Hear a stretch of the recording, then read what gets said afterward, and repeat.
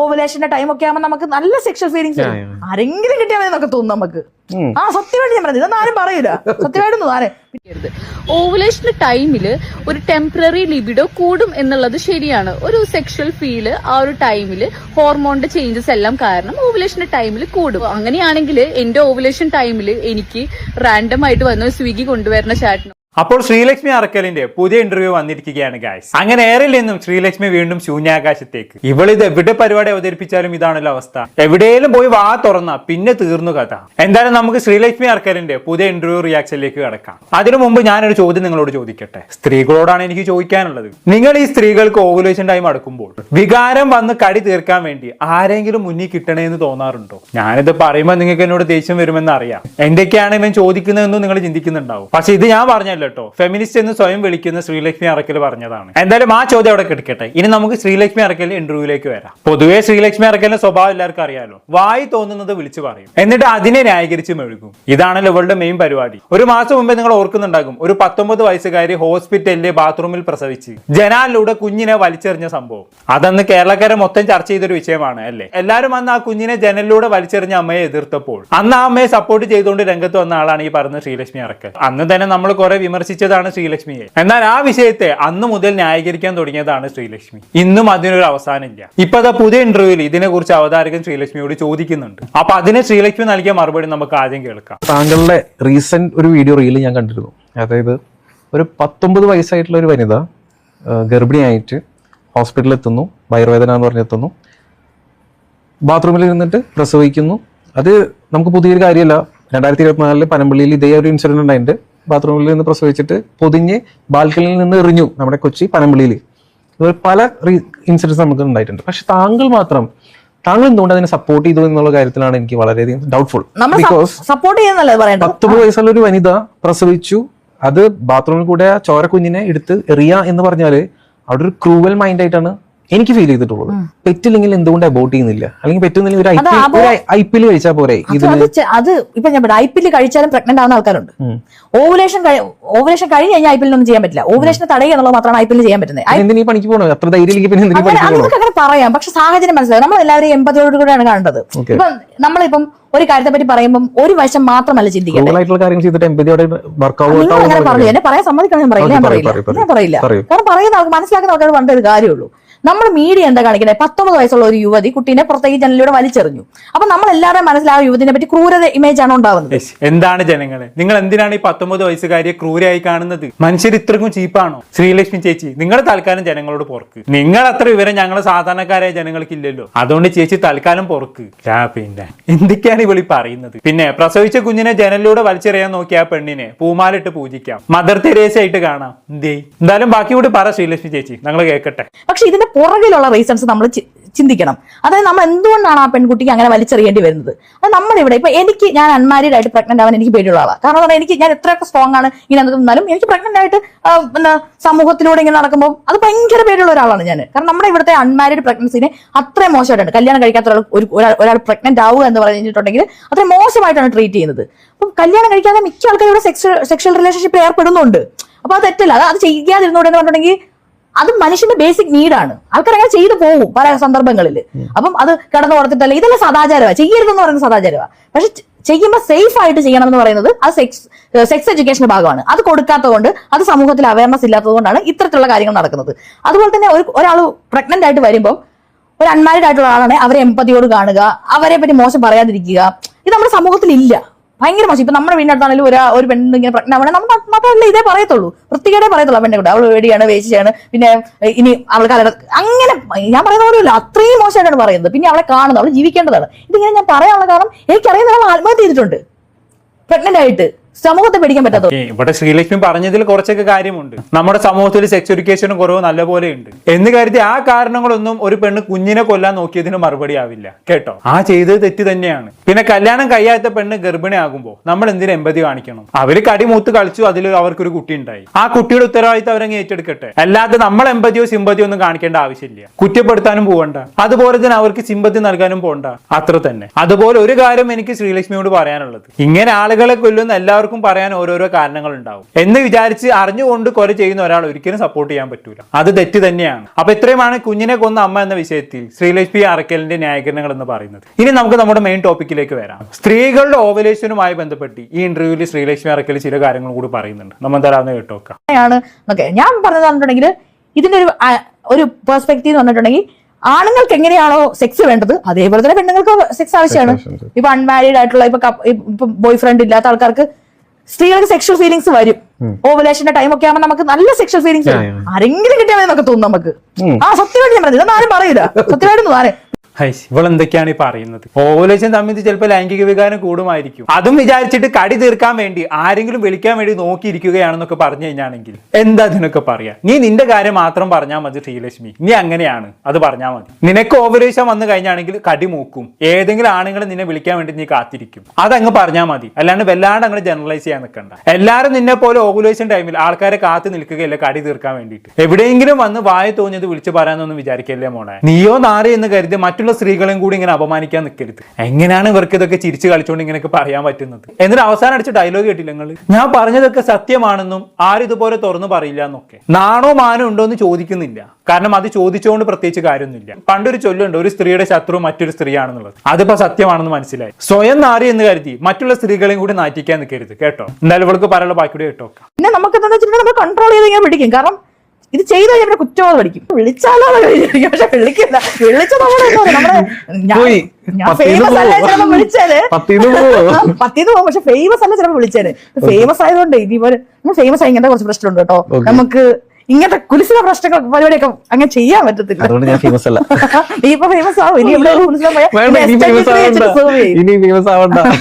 Famous ആയി ഇങ്ങനത്തെ കുറെ പ്രശ്നങ്ങളുണ്ട്. കാരണം നമ്മളത് ഭയങ്കരമായിട്ട് ഇങ്ങനെ നോക്കണം. അത് നമ്മൾ ഈ ഓവലേഷനൊക്കെ വരുന്ന സമയത്ത് അങ്ങനെ നമ്മൾ ഫ്രസ്ട്രേറ്റ് ആവും പെണ്ണുങ്ങള്. അപ്പൊ അതാണ് പറഞ്ഞ നേരത്തെ അവരെന്തിനാ കാലഘട്ടത്തിൽ വെച്ച് കൊടുത്തത് ചോദിക്കരുത്. അത് ഒരു ബയോളജിക്കൽ ആയിട്ടുള്ള ഒരു ബീയിങ്ങിന്റെ ഒരു ചോദനയാണിത്. പ്രായം കൂടുന്നവരും സ്ത്രീകൾക്ക് ഇത് കൂടിക്കൂടി വരുമെന്ന് സത്യമാണ്. ഒരു 20 വയസ്സിൽ നമുക്ക് ഇതിനെപ്പറ്റി വലിയ ബോധമില്ല. 25-30 വയസ്സ് കൂടുമ്പോൾ നമുക്ക് ഇതിനുള്ള ചോദന കൂടും. സത്യമായിട്ടുള്ള കാര്യമാണ്. അങ്ങനെയല്ല, ഒരു 28 വയസ്സുള്ള ചോദനയല്ല 30 വയസ്സുള്ള.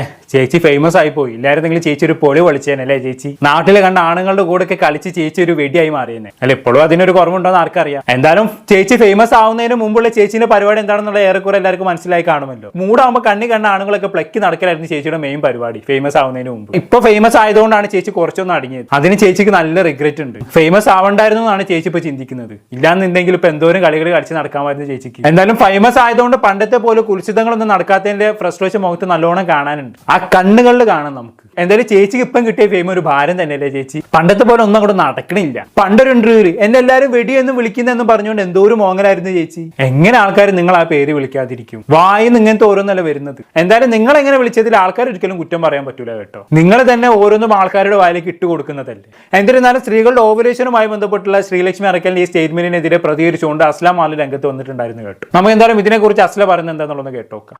ഒരു പബ്ലിക് പ്ലാറ്റ്ഫോമിൽ വന്ന ഒരു കാര്യത്തിനെ കുറിച്ച് സംസാരിക്കുമ്പോൾ കുറച്ചൊക്കെ റെസ്പോൺസിബിൾ ആവണം. നമ്മുടെ വായ തോന്നിയൊന്നും വിളിച്ചു പറയരുത്. ഇതിപ്പോ നിങ്ങളെ പറ്റിയിട്ടാണ് അല്ലെങ്കിൽ നിങ്ങളുടെ പേഴ്സണൽ പ്രോബ്ലം ആണ്. ഒരു ഓവുലേഷൻ ടൈമിൽ ഓക്കെ ഈ പറയുന്ന വ്യക്തിക്ക് ഇങ്ങനെ ഓവുലേഷൻ ടൈമിൽ സെക്സിനുള്ള ഇഷ്ടം വളരെ കൂടുകയും ആര് വേണമെങ്കിലായിട്ട് സെക്സ് ചെയ്യാനും പറ്റും എന്നൊക്കെ പറയണത് ഓക്കെ, എനിക്ക് അണ്ടർസ്റ്റാൻഡ് ചെയ്യാൻ പറ്റും. ഞാൻ റെസ്പെക്ട് ചെയ്യുന്നു. ഒരു പ്രശ്നമല്ല, അത് നിങ്ങളുടെ മാത്രം കാര്യമാണ്. പക്ഷെ വിവാഹം കഴിയാത്ത സ്ത്രീകൾ, പാർട്ട്ണർ ഇല്ലാത്ത സ്ത്രീകൾ, എല്ലാ സ്ത്രീകളെയും ജനറലൈസ് ചെയ്തത് ഇങ്ങനത്തെ ഒരു വിഷയം സംസാരിക്കരുത്. ഓവുലേഷൻ ടൈമിൽ ഒരു ടെമ്പററി ലിബിഡോ കൂടും എന്നുള്ളത് ശരിയാണ്. ഒരു സെക്ഷൽ ഫീല് ആ ഒരു ടൈമിൽ ഹോർമോണിന്റെ ചേഞ്ചസ് എല്ലാം കാരണം ഓവുലേഷൻ ടൈമിൽ കൂടും. പക്ഷെ അതിന്റെ അർത്ഥം എന്ന് പറയുന്നത് കണ്ണി കാണുന്ന എല്ലാ ആൾക്കാരെയായിട്ടും സെക്സ് ചെയ്യാൻ തോന്നും എന്നല്ല. അങ്ങനെയാണെങ്കിൽ എന്റെ ഓവുലേഷൻ ടൈമിൽ എനിക്ക് റാൻഡം ആയിട്ട് വന്ന സ്വിഗ്ഗി കൊണ്ടുവരുന്ന ചാറ്റിനോട് അല്ലെങ്കിൽ വീട്ടിലൊരു ഇലക്ട്രീഷ്യൻ വരുന്ന ആളോട് വഴി പോകുന്ന ഒരാളോടൊക്കെ എനിക്ക് സെക്സ് ചെയ്യാൻ തോന്നും. എന്താണ് അത്? എല്ലാ സ്ത്രീകളുടെയും കാര്യമല്ല കേട്ടോ. ഈ ഒരു പെർട്ടിക്കുലർ സ്ത്രീയുടെ കാര്യമാണ് പറയെങ്കിൽ ഓക്കെ ഫൈൻ.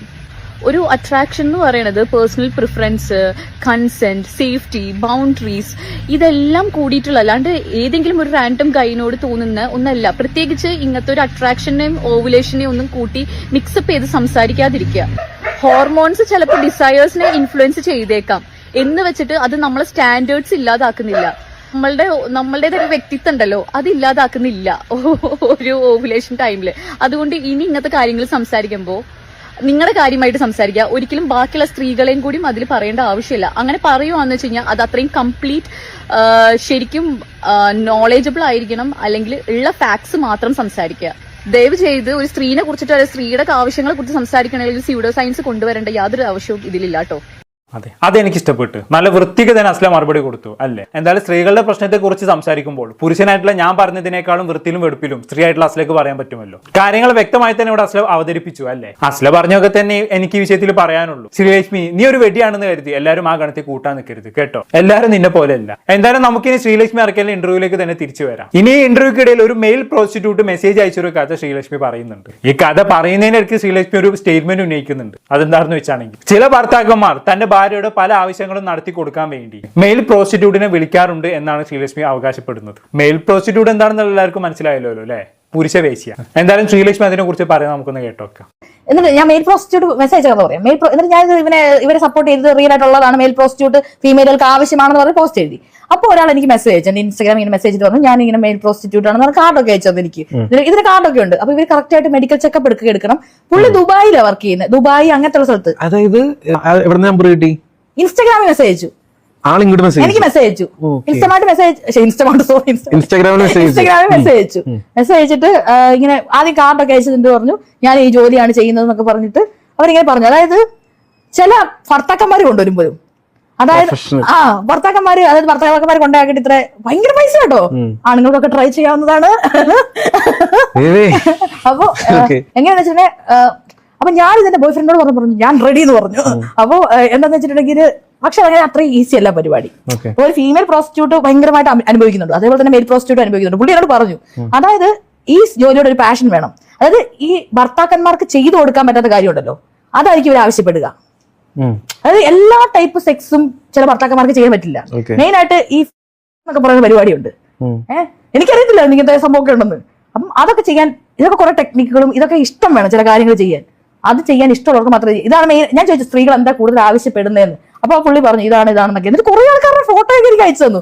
എന്താണ് സ്ത്രീകൾ കൂടുതൽ ആവശ്യപ്പെടുന്നത്? അല്ല, പുള്ളി പറഞ്ഞതാണ്. പുള്ളി പറഞ്ഞാ ഇപ്പം അങ്ങനത്തെ ഒക്കെ കുറെ പരിപാടികളുണ്ട്.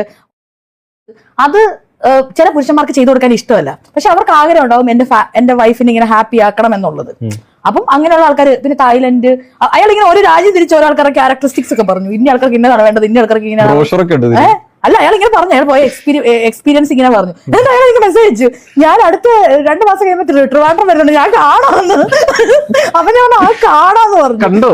ഇല്ല, എന്നിട്ട് പിന്നെ പുള്ളി എനിക്ക് മെസ്സേജ് അയച്ചു ട്രിവാൻഡ്രം വന്നപ്പോ. ഞാൻ കണ്ടില്ല, 2-3 ദിവസം കണ്ടിട്ട് പിന്നെ സീൻ ചെയ്തിട്ട് ഞാൻ പറഞ്ഞു ഞാൻ ട്രിപ്പിലായിരുന്നു, ഇവിടെ ഇല്ലായിരുന്നു. ഈ 2 ദിവസം മുന്നേ പിന്നെ മെസ്സേജ് അയച്ചു. ഞാനന്നേരം പിന്നെ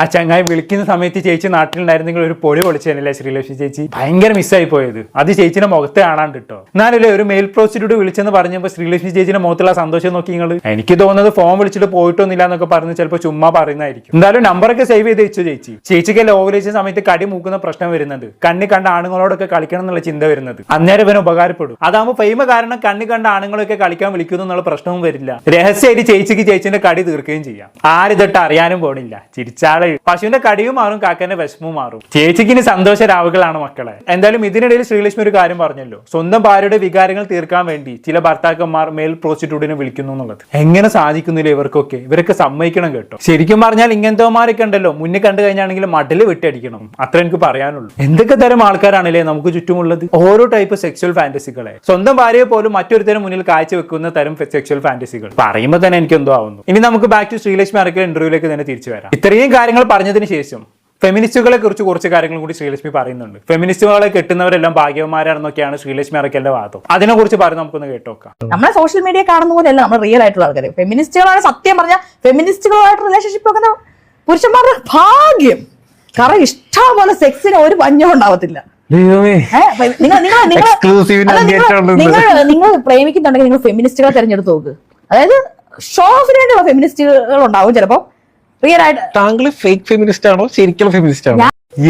അതെന്ത് ചോദ്യാണ്? ശ്രീലക്ഷ്മി ചേച്ചിയെ കണ്ടാൽ തന്നെ അറിഞ്ഞൂടെ ഒറിജിനൽ ആണെന്ന്? ശരിക്കൊന്ന് സൂക്ഷിച്ച് നോക്കിക്കേ, ഒറിജിനൽ തന്നെയാണ് സാധനം. ഇത്രയും നേരം ഇവിടെ നിന്ന് സംസാരിച്ചിട്ട് നിനക്കൊന്നും മനസ്സിലായില്ലേ പൊട്ട? ഇവര് വന്ന് ഒറിജിനൽ, ഇവരുടെ ഡ്യൂപ്പ് ഇറങ്ങിയിട്ടുണ്ട്, പാർവതി തിരുവത്തൊക്കെ. ഇതാണ് ഒറിജിനൽ.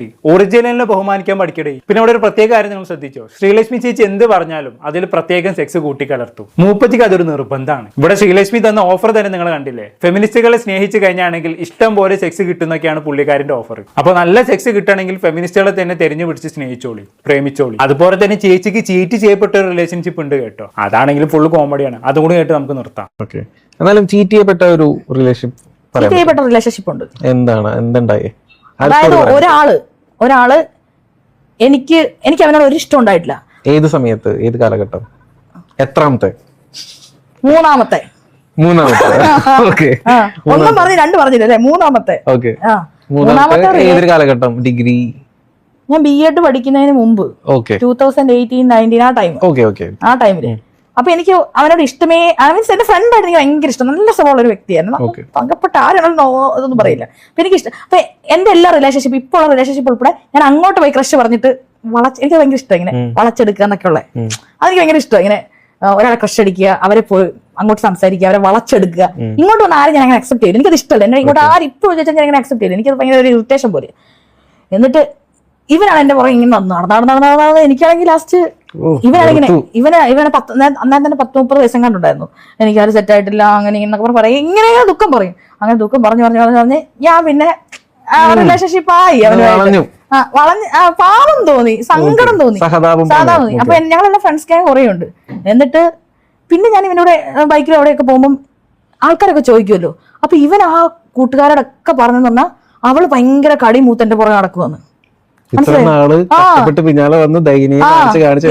അവനെ ഭയങ്കര ഇഷ്ടം, നല്ലൊരു മനുഷ്യനായിട്ടായി എനിക്ക് തോന്നി. അതുകൊണ്ട് ഞാൻ ആ പാവം എന്താ ഒരു ഫ്രണ്ട്ഷിപ്പ് അങ്ങനെ അല്ല. എന്നിട്ട് നമ്മുടെ ഫ്രണ്ട്സ് ഗ്യാങ്ങിൽ എന്റെ ഫ്രണ്ട്സ് എല്ലാം എന്നെ വിട്ടുപോയി, മനസ്സിലായോ? എന്നെ എല്ലാവരും പിന്നെ ഭയങ്കര മോശക്കാരിയായിട്ട് ചിത്രീകരിക്കാൻ വേണ്ടി തുടങ്ങി.